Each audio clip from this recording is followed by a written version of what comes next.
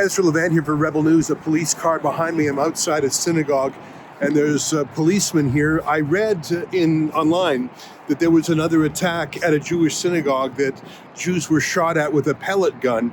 This officer behind me tells me there's an arrest, but I came to this synagogue immediately because I heard it was at Bathurst and Wilson, which is a very Jewish neighborhood in Toronto, but he tells me it's a different synagogue, even though police are here. I mean, they're shooting Jews in Toronto, and the Prime Minister has spent his time just yesterday.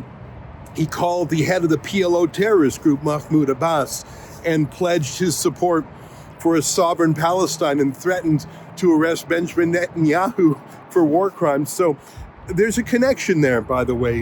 Why would Mark Carney throw away 80 years of Canada's foreign policy and throw our lot in with an Islamic terrorist group? Why would he say he wants to carve out a Palestinian state from Israel without any preconditions from the Palestinians to stop terrorism? He's doing it because of mass immigration. Over the last 15 years, both under Stephen Harper, but mainly under Trudeau and now under Carney, literally millions of people have come to Canada from third world countries, including Islamic countries where anti-Semitism is the norm. And when you put someone on a plane from Pakistan, Somalia, Afghanistan, what Donald Trump would call the shithole countries, and when you fly them to Canada, they're not miraculously going to lose their ancient prejudices and hatreds. And of course they hate Jews, but they also hate liberalism, women who are uncovered, multi-party democracy, peaceful solutions to problems. We have imported the worst of the world to Canada. Now, I'm not saying that every single person from Afghanistan, Somalia, Bangladesh, Pakistan are bad people, but we're not vetting them at all. In fact, there's no in-person appointment to become an immigrant to Canada. It's like all done online. It's out of control. They're shooting at synagogues every day in Toronto, and I don't know, that's the new normal in Canada. I think it's a disaster. It's crazy that I went to this synagogue, there's a cop here, but this isn't even the one with the shooting. I'm gonna go and try and find the shooting now and see if I can get any news.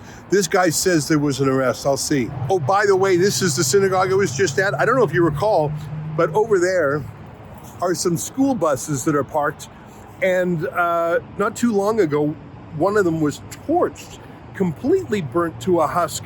It was a school bus for a Jewish school. The media said it was a truck that spontaneously burst into flames, and they didn't mention that it was a terrorist attack. Like I say, this happens every day in Toronto.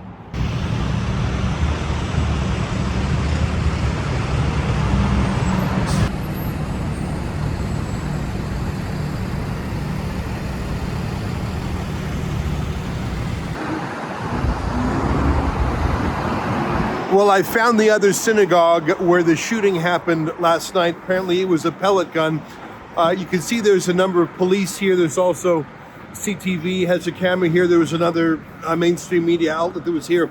I just talked to the cops here. They say they're unaware of any arrest. I said, well, what's with the motorcade? And he said, well, this is another one of their public visibility efforts. So basically they're driving around Jewish neighborhoods to try and show that the police are on duty. And like I said last time, that's fair enough for what it is, but you know, the shootings are not happening during the day, are they?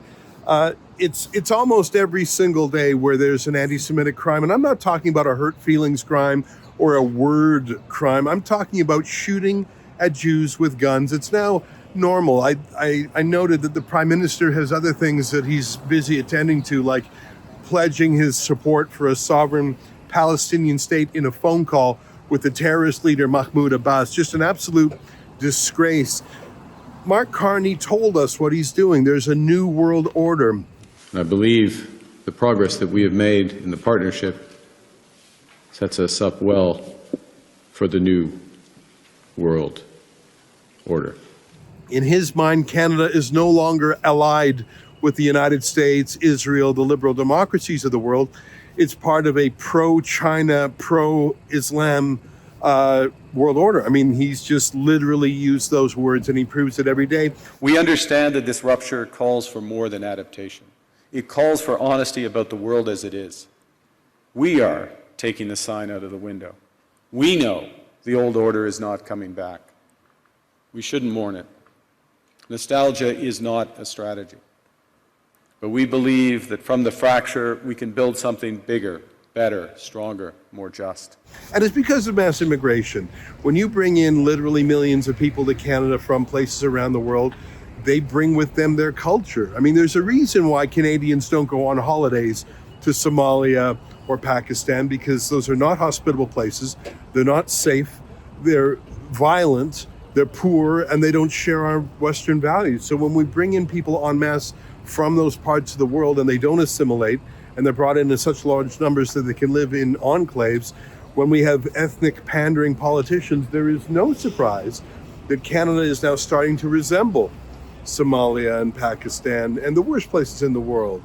And I think that Mark Carney has simply done the math. There's about 350,000, 400,000 Jews in Canada, and there's about 2 million people who hate Jews in Canada, and Carney knows which side his bread is buttered on. It's a shame Toronto, for so long, was such a hospitable place to be Jewish. Jews were really part of the fabric of this country, and this city in particular. But I think those days are coming to a close. I'll just say one more thing about this synagogue and school. It's not even marked. Like there's no Star of David on it. There's no sign that says this is a synagogue. It's a completely inconspicuous building. And so the terrorist that attacked it and shot at it with a pellet gun, he would have had some intel. He wouldn't have just been some casual walker by who might have been deterred by these police vehicles. Someone has done their research. And as you know, there are 700 agents in Canada from the IRGC, the Republican Guard Corps in Iran. That's a terrorist group. There's 700 terrorists in Canada that the Canadian government knows about, but they're not ejecting them. I don't know who shot up this Jewish facility, but I don't think that even if we did know, that the government would do anything about it. We know the 700 agents in Canada. The government knows. They must know if they came up with a number of them, but they haven't done anything about it. This is a residential neighborhood. That's a Jewish school and synagogue. These are not military establishments. They're not even affiliated with the state of Israel. It's just Jews. Raphael, tell me, what's your connection to this facility? Is it a synagogue or a school or a bit of both? It's a Jewish synagogue, and this is my synagogue. I pray here every day. We come here, we pray, we celebrate here, we have Shabbat over here. So that's the place where I go every day. And what happened, and when did it happen? So last night we finished our evening prayers, and I was standing actually right here. It's east part of the synagogue, and the other guys, they came out from the other entrance. It was the Batter Street entrance of synagogue. And what I heard, 10 evening time, a car was passing by, rolled down the window, and somebody shoot one of the member of our synagogue using the BB gun. So he actually hit the. That's right. He hit the member of our synagogue at his arm. And was it a grievous wound, or did it just hurt? Like did it puncture his clothing? Yeah. I mean, this time, thank God, nothing happened. He didn't require any medical assistance, but it was BB gun, and thank God it was not the head, it was an arm. But it's yeah. That's shocking. So this was around 10:10 last night. Then what happened? I take it someone called 911 pretty quickly? Yeah, so we called Shomrim, and Shomrim is the Jewish police. They called police right away, and thank God everything was very fast. Police came very fast. They were very helpful, and they were here with us, and they went upstairs to see the video cameras around the synagogue, and they were able to locate the guy and arrest the guy this morning. Really? So he's been arrested. Do we know any information about him? I have no idea, but I heard he was arrested, and I hope he will stay in the jail or something, and not be let on the streets, and God forbid do something else again. So I take it someone was driving the vehicle, and then someone was shooting. So there were two people in the vehicle? That's correct. The passenger rolled down the window and shot the guy and took off. Now, how about the political leadership, the mayor, the premier, the prime minister? Have they said anything that you know about? Like, it was a shooting, and it's been half a day. Have you heard anything from any political leaders? No. So far, nothing. Just police here and city news and all the news over here, and they're trying to get some information, but nothing from the politicians. My theory is that with mass immigration, you're bringing in a vast number of anti-Semites from violent cultures where terrorism is normal. That's not the Canadian way, but maybe it's becoming the Canadian way through immigration. What do you think about that? Yeah, I think they should really look into immigration, and then they should bring people who wants to be, who wants to work in Canada, who wants to be good in Canada, and not bring guys who wants to do problems and terrorist attack and some hatred. To bring the hatred to the city is crazy. I talked to a few people outside the synagogue that was attacked, and I bumped into Avi, who's with a neighborhood watch group called the Shomrim, and he's agreed to talk with me. Nice to see you again. I see you from time to time. Before we go further, tell our viewers, what is Shomrim? In Hebrew, that means sort of guardians, but what does it mean in real life? We're essentially a neighborhood community watch organization dedicated to helping the Jewish community feel safe while continuing to work with the police and being that sort of middleman between the community and the police when there's sometimes resistance of reporting incidents. Similarly to what we saw last night, when we got a phone call about both incidents that had transpired, one being outside the synagogue and one being outside of, or driving just north of here. The victims didn't understand the severity of what had transpired and did not know if that was something that they needed to report. And after being able to explain to them that given the severity of what had transpired, we were then able to have them come meet us and engage the police for them to be able to facilitate a report, something that your average individual doesn't expect to have to deal with. But unfortunately, they had called us for guidance, and us understanding the severity and continuing to work alongside law enforcement had them come and give over their information. And we're being told that as a result of all that, someone has been arrested. We don't know more details of that yet. I'm assuming, given the fact that it happened outside of a synagogue, there is some hate motivation to what had transpired, but I'm sure in the coming days more will come out.